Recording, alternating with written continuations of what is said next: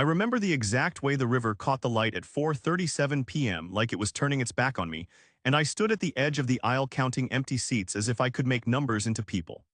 The photographer kept whispering instructions about angles, the bridesmaids kept laughing about something in the dockside breeze, and I kept counting the places where Linda and Mark, Chloe and Jake should have been. It felt like holding my breath underwater and deciding whether to swallow the lake when I came up for air, knowing the moment would define more than a ceremony, it would define a pattern. If you ask me where the worry started, I'll tell you it didn't start the morning of the wedding. It started in little steady ways that learned me to expect second place. Chloe got the corner bedroom with the view, I got the back room that used to be the garage. Chloe got extra spending money at 16 for presentation to take to a private school. I learned to patch my jeans and smile when Dad said college would figure itself out.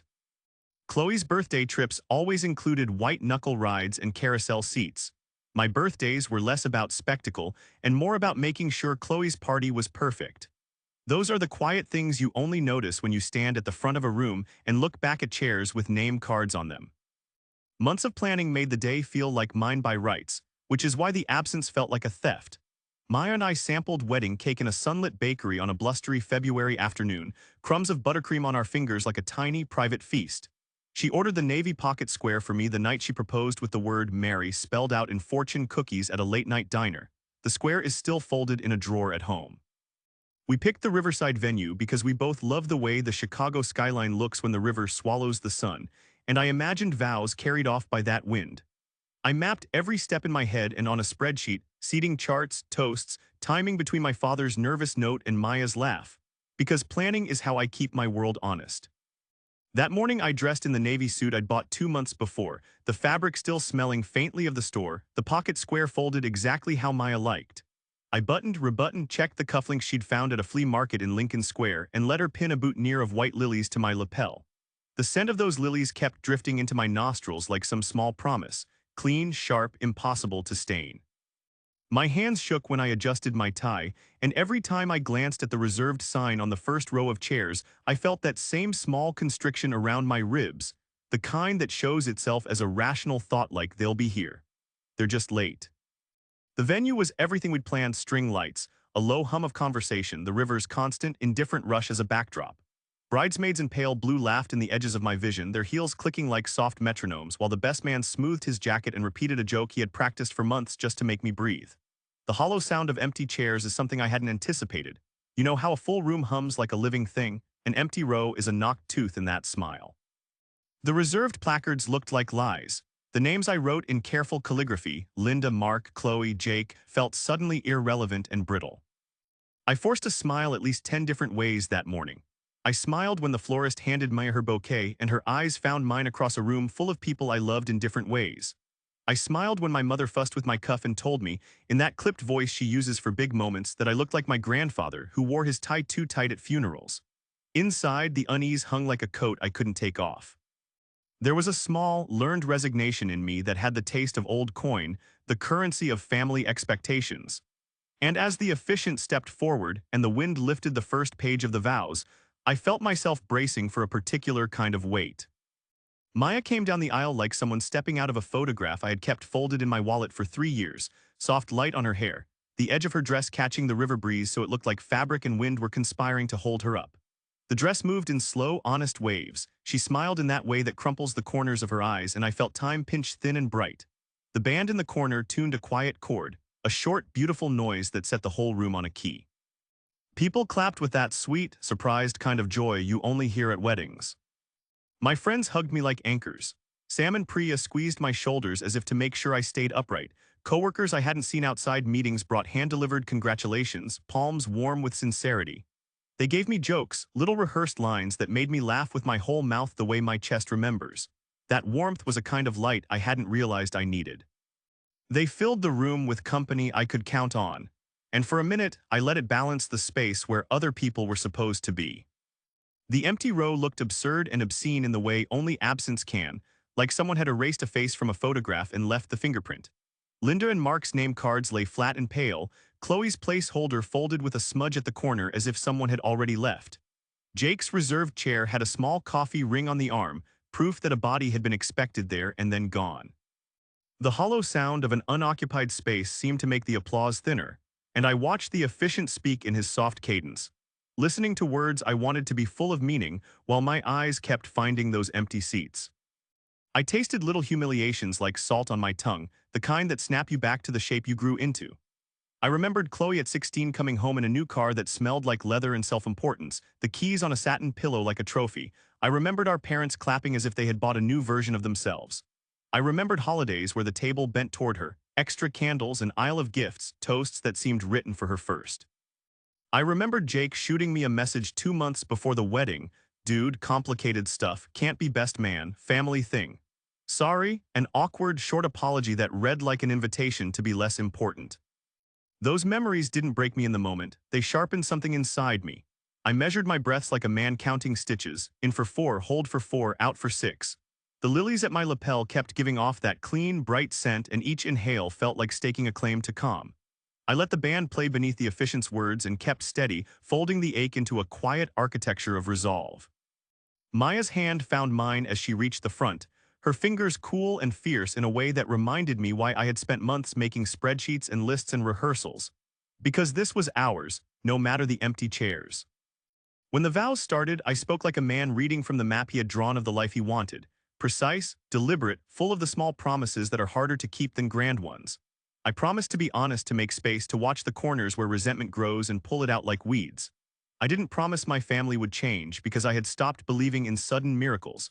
Instead, I promised Maya that absence would not stand between us and the life we were building. Saying that felt like putting a brick down for something steady and true. Later, people would ask me why I didn't tear the place apart or storm out, and I would tell them it was the lilies and the shape of Maya's smile that kept me. In that moment, I decided, right there with the band's last note and the river throwing silver at the dock, that I would not let the empty row turn this day into a footnote. I would let it be a hinge, painful to open at first, but opening us toward the house we would build where, I vowed silently, no one's name card would be ignored again. We were standing near the cake table talking about place cards and spice in the frosting when my phone buzzed like a small alien thing. The cake sat on a pedestal, 3 tiers iced with clean white lines, and someone had set a tiny sprig of rosemary next to the knife like a joke about savory weddings. I was explaining to Maya why I wanted the napkins folded into little boats when my phone kept buzzing in my jacket pocket. A tiny, insistent vibration that felt like a fly against my ribs. I stepped out onto the dock for air because the room felt suddenly too loud and the river sounded like it was swallowing the music. The night was warm, string lights making soft halos around heads, and the band's rehearsal songs drifted like memory. I pulled my phone out and the screen opened into Claire's messages, a string of short sentences and one photo that burned through me like cold. Claire wrote, "I didn't want to send this here. I'm so sorry. I have to tell you," and then the picture loaded like evidence in court. The photo looked like a snapshot from another world. Chloe under warm bulbs, her mouth in a grin too bright for the frame, a table with champagne flutes that caught the light, a grill smoking in the background like someone was making a show of abundance. There, against her collarbone, hung Evelyn's necklace, the same chain with the little teardrop pearl that my grandmother used to keep under her nightstand wrapped in tissue paper. It glittered against Chloe's skin, catching the light exactly the way I had always imagined it would when the woman I married wore it. Evelyn had taken me aside when I was 21, after she had smoked a cigarette and laughed too loud at a joke my grandfather made. She had leaned across the kitchen counter with that old lady honesty and said, "Ryan, promise me you'll give this to the woman you marry." She had meant it in a way that left no room for questions, not a casual request but a duty. 2 years later, when she was lucid and stubborn in the hospital, she had asked the lawyer to make it official, an estate note, signed and clear, that left the necklace to me to give to my wife.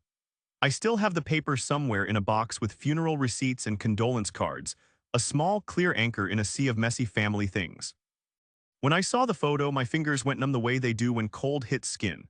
The phone felt slick and heavy like a stone. I thought the device might slip right out of my hand, and for a second it did, the glass window of the screen catching the string lights as if it were reflecting someone else's life back at me. A metallic taste crawled into my mouth, the kind of salt that means adrenaline and blood and the body thinking about danger even when the mind is still making tea. The world narrowed to that tiny image and the 2 words I could not unsee: my grandmother's necklace. I sat down hard on the edge of a bench, the dock would cool through my suit, and watched people through the gap in the door. Guests laughed, Maya's sister nodded at something in the band, a child ran by with a ribbon. Claire had sent another message few seconds later. It was at the engagement party. Mom said it was too damaged for a wedding, but Chloe wore it anyway. She said she was keeping it for the photos. Her sentences were spare and shaky, and they hit me with a strange, complicated gratitude. She was telling me the truth, which was a kindness and a threat all at once. For a long minute, I felt like the room had tilted. I thought about storming back in and throwing the photo on the cake table like an accusation and watching everything tilt into chaos. Instead, I did what felt like both weakness and strength. I put the phone away and walked back in. Maya was waiting for our first dance, and the band struck the first chord. I took her hand and let her press close, and I plastered a smile on my face the way a man who loves another learns to camouflage storms.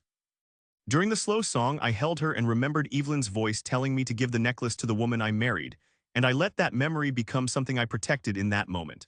The metallic taste lingered. The photo sat in my pocket like a small, fast burn. I decided then not to let this night belong to the discovery. I would keep the pain folded up like a letter until the morning after, until I could think clearly and not with salt-stung teeth. For now, I would be the man who danced with his wife and kept her night whole, because some promises are private and some betrayals need a plan, not a public roar.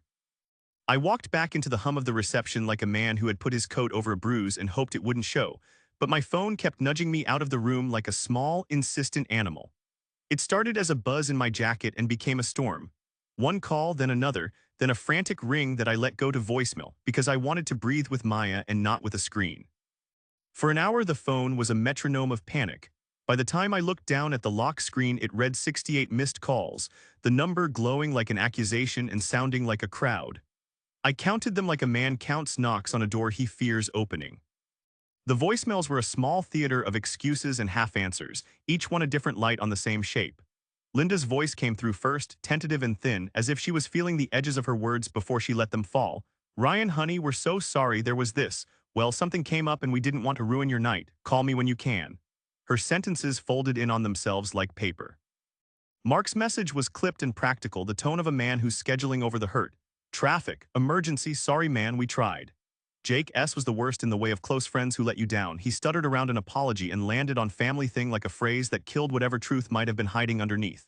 Each voicemail ended with a request for favors or a soft demand. "Can we still see you? Can you come meet up? We'll make it up to you." The pattern felt rehearsed, like people reading from the same page of a book they wrote last minute. Listening to those messages in the stairwell, the gallery of my life collapsed in on itself in a way that felt like a physical motion.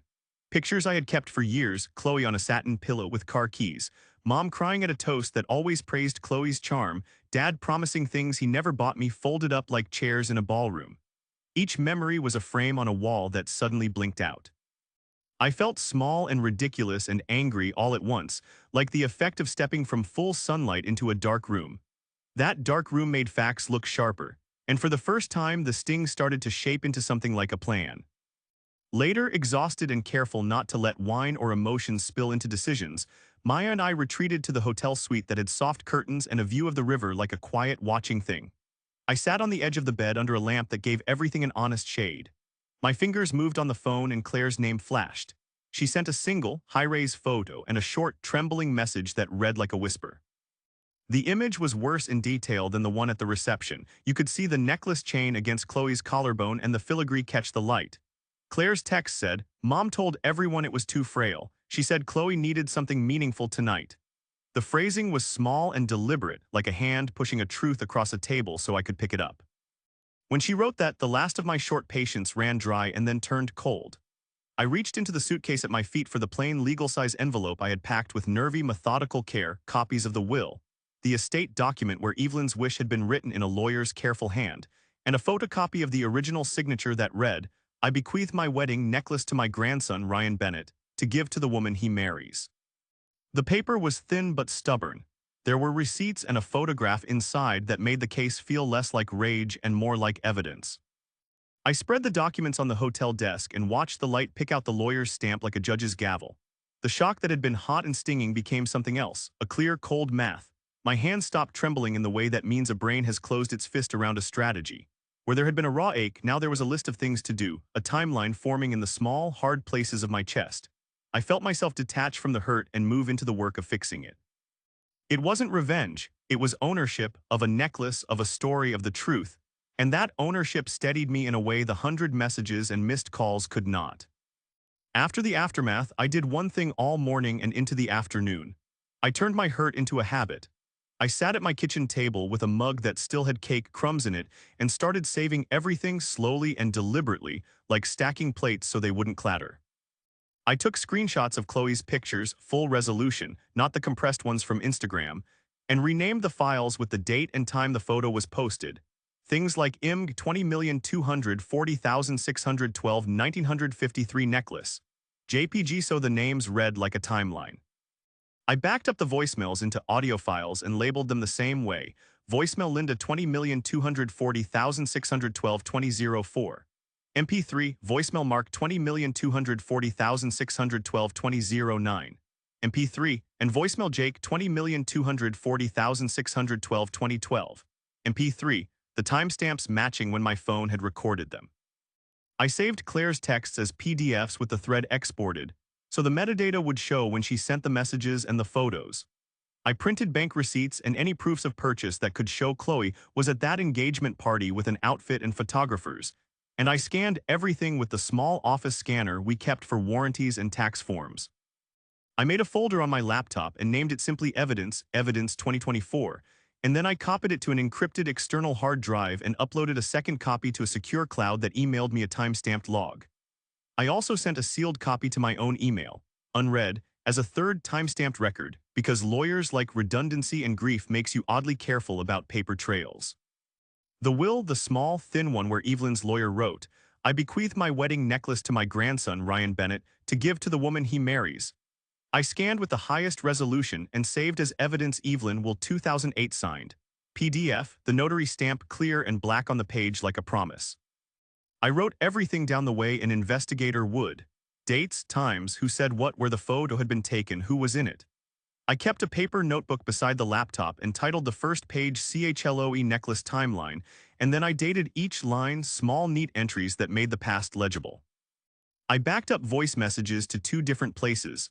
I kept Claire's high-res photo in an offline folder so it couldn't be altered. And I printed a copy of the screenshot where Chloe's name appeared under the photo so no one could say I had cropped or doctored anything. To the outside world, I did nothing dramatic. Maya and I posted a single tasteful wedding photo the next morning, the kind a photographer sends in a folder. Our hands together, our faces soft, thank you to friends and family for the love. We wrote one small note of thanks and let it sit on our feed. Silence hung from my parents' profile like a cold light, and I let it hang. I didn't answer the late-night messages asking for explanations. And I didn't call back because I'd learned long ago that return calls at 2 a.m. make for messy, public stories that everyone interprets the way they want. Holding back felt like discipline, not defeat. The harder thing was to refuse being baited into a scene where I could be called dramatic, unstable, or overly emotional. I kept my voice measured when Maya asked how I felt. I told her the truth in small pieces so she could breathe. I kept my hands busy with spreadsheets, with backups, with letters and dates, and that quiet work steadied the anger into purpose. I told myself that plans win where outbursts only make noise, and that the truth, saved carefully and loudly enough on paper, would be harder to ignore than the loudest of my family's excuses. The months after that hotel night felt like falling and learning to land on purpose. I took whatever rawness I had and put it into work instead of words. I started taking late projects and staying after everyone else left the office, not because I wanted to be seen, but because the work gave me a shape to hang my anger on. I picked up a strategic account that had been circulating in the company for months, a regional chain that needed someone who could map data into growth, and I treated it like a promise I had made to myself. By September, the promotion came, director, a new title that carried a 35% bump in pay and the kind of responsibility that kept me honest about how I used my time. Money is practical in a way I used to resent. I bought 3 small rental properties in up-and-coming neighborhoods, a 2-flat in Pilsen that needed paint and patience, a top-floor shotgun in Avondale with wood floors that sang, and a studio duplex in Bronzeville that had an old bay window someone loved. I worked the renovations myself on nights and weekends, learning how to read a permit and how to argue with contractors without becoming angry. Each lease signed felt less like a ledger entry and more like a layer of distance between me and the old instability. The rents started small, then steadied, and within a year they were putting money into the bank every month that approached my monthly salary. That passive income changed the way I walked through the world. It bought me real independence, the sort you can't gift with an apology. Maya and I moved to a light-filled house on the city's fringe where the street trees were younger and the neighbors knew how to be neighborly. Our office overlooks the river in a way that is quiet and steady. A small desk, a bookcase, a window where I watch barges pass and remind myself that motion is medicine. The house is full of small, sensible things that mean safety, a closet that actually fits our coats, shelves for the books we keep meaning to finish, a kitchen island where friends gather without a program. We planted lilies by the back door, partly for the scent and partly because of what they remind me of, and every morning Maya brings me coffee and hands it to me like an offering, and I try to treat that gesture like the priceless thing it is. My social world changed because I started choosing safety over family obligation. Old circles thinned and real ones thickened. We host people who show up without conditions. Sam brings over rye bread and stays late to help with drywall. Priya brings her laugh and her steady opinions. And a neighbor named Louis brings empanadas and never asks for anything in return. I stopped counting family names at dinner and started counting the people who would answer at 2 in the morning if I called. That list is short and honest, and I reward it with gestures that last. I put small clauses into wills and partnership documents to ensure the people who'd shown up for us get care if anything happens. I offered equity in a small side cafe I helped open to friends who worked nights to uncover a rent check. And I started a modest mentorship stipend for 1 or 2 junior people at work who reminded me of myself. Money that helps with classes, transit, and the tiny things that let a life keep going. These moves were not about payback in the childish sense. They were about building a house that didn't have the same leaky roof. I didn't set out to gloat or to make my family feel small on purpose. Instead, I arranged permanence, durable investments, legal notes that could not be erased, partnerships that tied people into futures rather than favors. I signed paperwork that kept kindness from being a temporary emotion and made it into something contractual. There's a taste to that kind of security, dry and steady, and it felt like dignity returned by other means. People will call that petty if they want, or they'll say I was vindictive. I don't mind their judgment because I know the difference between revenge and construction. Revenge is a shout, construction is a foundation. I heard the old pattern in my head less and less because I had built walls thick enough to let me sleep, and a life with Maya that had room for friends and for kindness that wasn't contingent on a name on a birth certificate. The tightness in my chest relaxed in small increments, and I learned to let planning be my prayer. Sometimes late at night I stand in the office and watch the river take a light away and bring another back, and I think about the necklace sitting for now where evidence sits locked, scanned, and waiting. Those papers are no longer a wound, they are a file in a drawer that reminds me action is a slow kind of mercy. I have a job that respects me, income that protects me, a house that holds us, and friends who show up without a ledger. That quiet, deliberate building feels like justice to me, not loud or cruel, only true. Nearly a year later, Claire pulled me aside at a quiet coffee shop and slid a thin manila folder across the table like something she had been carrying for too long. The scans inside were small and plain but heavy with meaning. Estate inventories, a ledger, and then a sheet in my mother's handwriting that made my stomach drop in a new, colder way. It read in looping letters I recognized from birthday cards, released to Chloe Bennett for temporary use June 20 to be returned to rightful owner. The paper had a shorthand note by the lawyer and a stamped date, and I remember the room tilting for a second as every small, painful piece fit into place.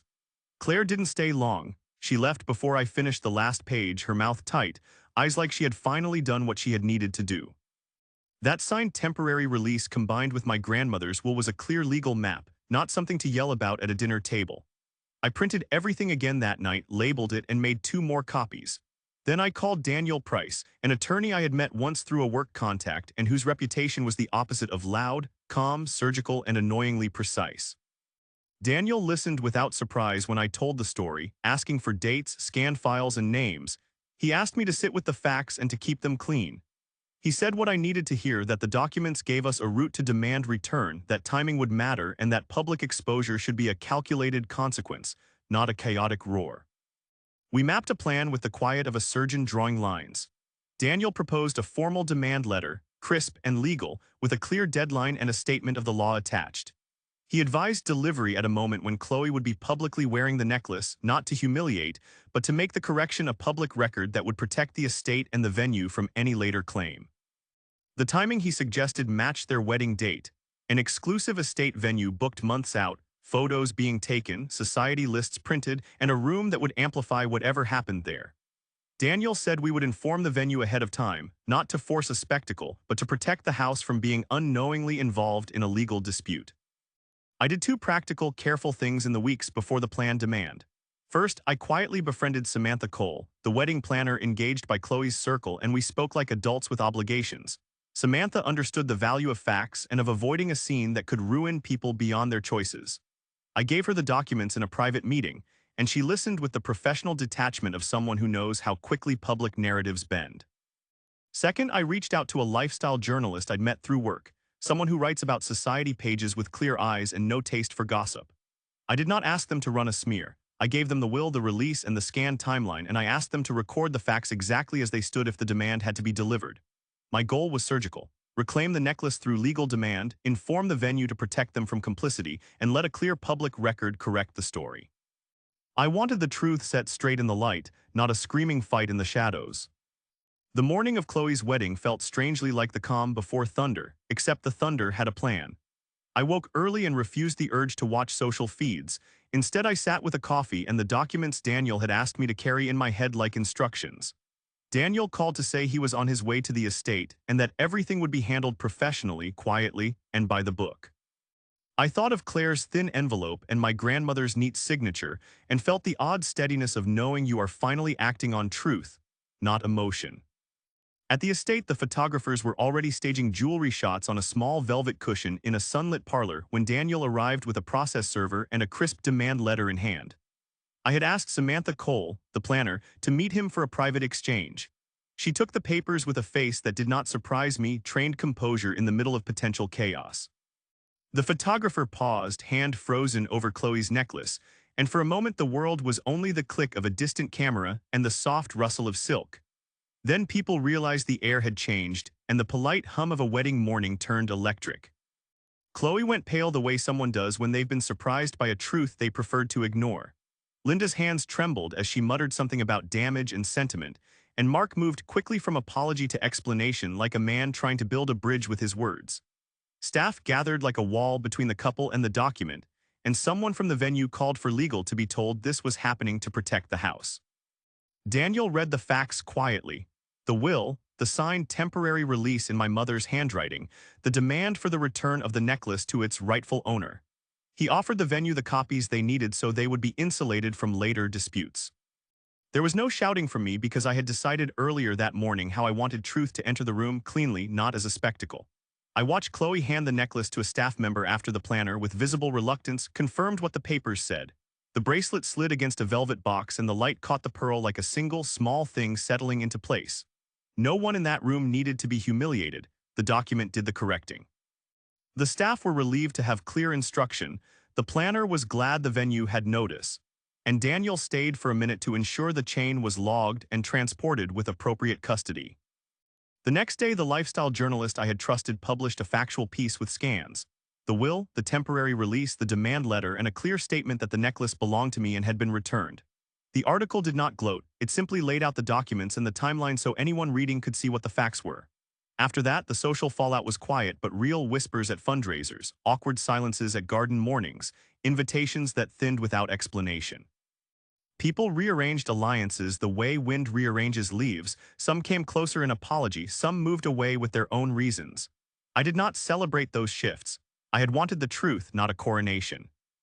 The necklace came home in a velvet box that I locked away in a small safe where documents and photographs live. I put the box beside the scanned will and the copy of Claire's note, not as trophies but as records, proof that someone had thought a lie could stand on custom and deference. Holding the box was oddly less satisfying than I had imagined. The relief was soft and slow, like a tide finally turning. I never bragged or posted the photos of the papers. What I wanted more than gossip was a clean record, and the freedom to rebuild without someone else's story imposed on mine. Months later, on our first anniversary, Maya chose to wear Evelyn's necklace to a small dinner in a neighborhood place we love, a modest restaurant with a corner table and honest food. She had pressed the velvet box into my hands the night before and asked me if I still wanted her to wear it. I said yes, and when she walked into the restaurant, the light caught the chain and the pearl behaved like it always had, quietly sure. Watching her, I felt a kind of peace that was not loud or triumphant, only firm. The necklace was doing what my grandmother intended, resting against the heart of the woman I married. That small evening was a private settlement of something larger. I had reclaimed the story not to punish. I had reclaimed it to honor Evelyn's wish, to protect my marriage, and to free myself from a pattern that had always made me small. I severed ties that continually wounded me and kept the people who showed up close. I built a life of folded, durable kindness investments, promises in wills, mentorships, and a house where friends gather without ledger. In the soft light on our anniversary, the chain swinging over Maya's collarbone felt like a final line in a long paragraph. A closure written without spectacle, a life rebuilt on truth and the quiet loyalty of the people who stayed.